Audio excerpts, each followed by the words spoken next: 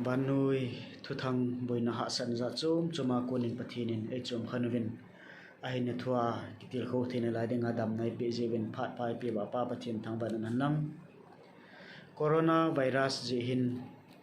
banui aboi gam ta in I pathin ho na zong ahin su khata in hi zong le hi chi social media mang cha in ki holim theim na livin muntina kai khom na hong zaw thelo ulana ho zo si chamcha thapi na til kho na kahin nei nomen banui le si na hin phat khat le na kidang thilsu kidang hoi ahong jing ne ahin la hi cho hi ta san cha ten ilung ling law pi lo diu ikichat pi lo diu chule thilsu kidang za chum ho hi cho ji a hi rep chal ke cha ya rep chalin ei da lawa mi thing la to ne hi ke cha ya su gan theina pha nin ei la mu hitan ti hi imo gel lo divin ikiti mo ven hi aji chu pi ham ta hi le vanuya hingna lai vanuya lengna lai hi si ven vanu hi aboi ding mong hi vanu hi hasan na ding mong ji alo thelo hi tia igel theo ngai ni chukil le I che ho sa nga jong hi vanu le si hing boi jing ding hing boi che na lai ding hi ti pa yong chu avelin igel ro sa num kin ven hi ipijenam ta hi le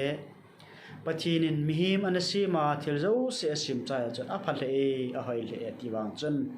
mihim chon sin ang la apana chon mihim jong gaw sa changin chukil le thil sem zo siong chu gaw sa changin le si jing jong gaw sa na chang ta ni ji chun I dei lo wang win I chan nom lo wang win I hom tho lo wang win thi na hin I chung wa vai na hom jin damon en vai na hom jin wang sit na le ha sat na za chum hin hin kho wa hin thu a hin ne jing ni I cho hi chon sit na ja sap sit na hin I chung wa na hin to ji an he zo ni chakil le Matthew bung som ni lilam chang som la ngalam che na le ka gam hung thun kon le na kidang dang na hi si kila cha hung thung ding utu pa cha ke do ding ai lowa hi le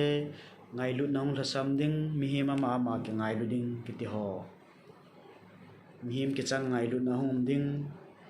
thuta ngai na lama mi ho hung na ta dingu akulu en se gam ding pathin thu en ngai nom lo ding chukit le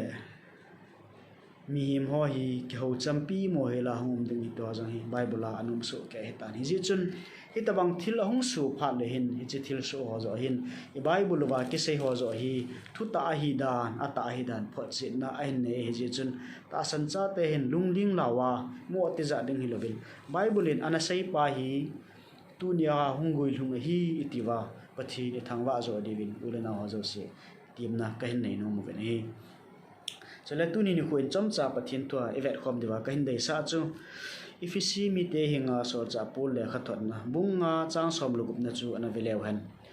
tu lai ni khu hi a phat lo je hin phat ke zan pe cha hi ke chon atine tu ni ko in banui le si che le wa le ne jong thei ta pon ne la cha ke hol na jong thei ta pon boina in eilun vu ta ve ne ide ingai jong ki cho thei ta bowin so pi sangam ta jong ki mutu thei ta bon pha hi aboi mo a hita ni ji chun phat ke jan pe cha hi ki cho he te ti hi ulna ho jo si til khona ka ne no mene so cha pulin ifisi mi te atil khona jong chi pe ham ta hi le if ichilai khanga hin room leng te akonin sugan theina ana to win polanga kona room te an sugan te win sungilama kona holam kai ho je in ta san na ke ba lo jin sugan theina na satan ana to wen thina man na gan then tam pi ana to wen chukil le a chen khom piu am ho dinga a khopi sungwa ana chen khom piu ta san ke ba pi lo ho christian hi lo ho jesu christa ta san lo ho chan dan ho chu a kopi theyo ta san lo ho chan bang banga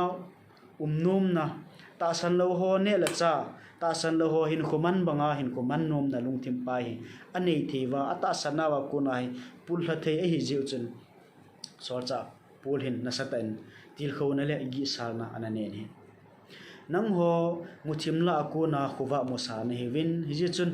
muthimla te chon bangin chon hi win mi hon na wau a hin sim the na wo mu the ne ding chon win chukile tu lai ni khu apha ta lo je hin phat ke jan pe cha hi ke chon ki pai sol cha polin hobung meeting te ho til khona anane nom na pi pen khat chu an he ni ba noi le se na chen khom pi ho pathin ho lo ho chan ho chu vet zui nei hi win lang ama ho chon bang chon go hi winang ama ho chan bang chun go hi winang nang ho chan a pha zo chu ama ho zo kizil sa win lungthim be bangin chon hi win lungthim be ho bangin kingol sa hi win mi him kha chu zu ahong kham ting le ata sa a ke control theilawa zu in ama nu ama pa a control a ata sa apui le bang chun nang ho ta san cha khat na hin khu chu thil si ho zula sa kham na the ho nup chon ho kingol sa no ki puilon le sa hi win nang ama bang pathin hagau thing pui hoi the zo in pathin hagau thing kai hoi the zo in pathin hagau thing to zo ke wat khom jing win aji chu phat atapu phat apatapu itabang pha ni nen lun da nu ne he pu we kingol sa hi win nup chon ho pai la win pathin lung dei lam ten chon un ti chu obung mi thing te ho zo si til khona anane nom na an le kha to chu hi in tunin khun jong hi chi le kha thot mang cha hin ulana ho zo si til khona ka nei nomen thagawin dim se zowin pathin thangwa na pathin wa choina lama phat pi hutin lungim lungdon na hasan na kisangol na ho zo si hoi ta san cha khat hin an e ha konin pam pai hutin ki hin mang sa hutin a hin la in khu pau hi pathin hagaw pui hoi the pathin thangwa na the chukila pathin thu la la to kelan khom jingin kal song jing te phat ke jan pe cha hi ki chau hitin pathin to kelan khom na pathin lung dei bonan mang te ti hi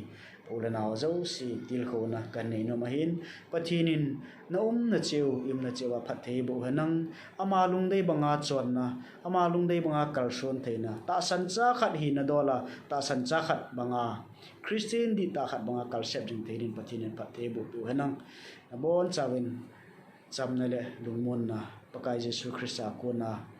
thagau thing chen nom pi jing ta han